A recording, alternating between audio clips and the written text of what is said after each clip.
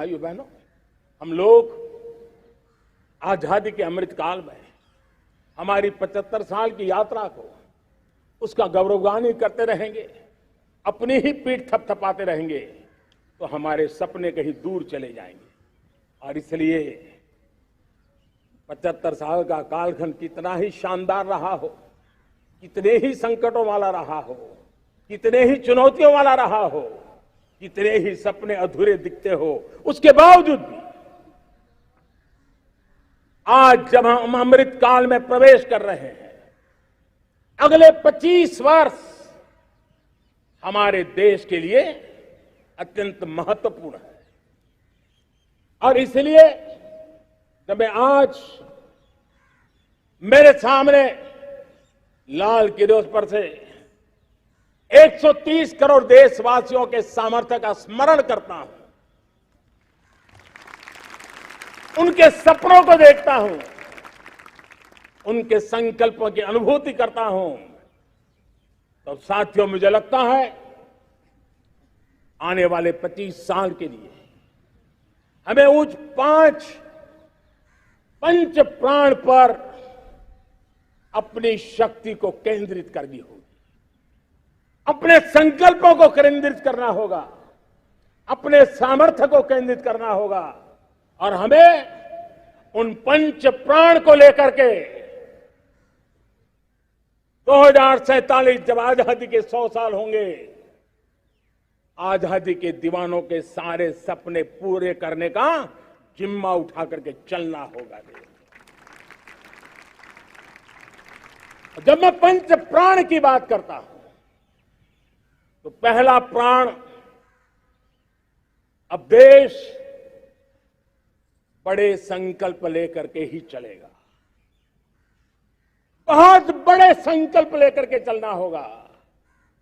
और वो बड़ा संकल्प है विकसित भारत। अब उससे कुछ कम नहीं होना चाहिए, बड़ा संकल्प। दूसरा प्राण है किसी भी कोने में हमारे मन के भीतर, हमारे आदतों के भीतर गुलामी का एक भी अंश अगर भी अभी भी है तो उसको किसी भी हालत में बचने नहीं देना। अब 100%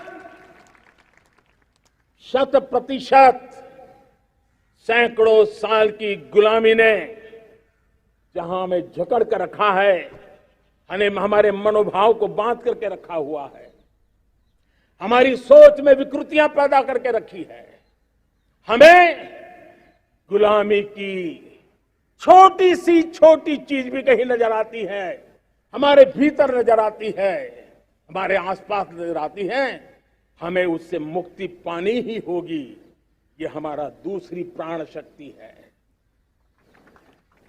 तीसरी प्राण शक्ति, हमें हमारी विरासत पर गर्व होना चाहिए, हमारी विरासत के प्रति,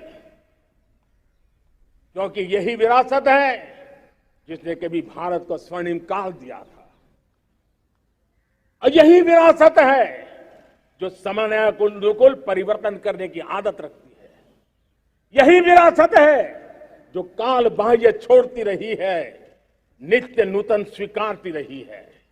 और इसलिए इस विरासत के प्रति हमें गर्व होना चाहिए।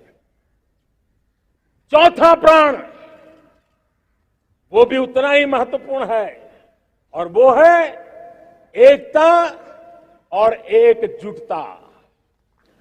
130 करोड़ देशवासियों में एकता, न कोई अपना न कोई पराया।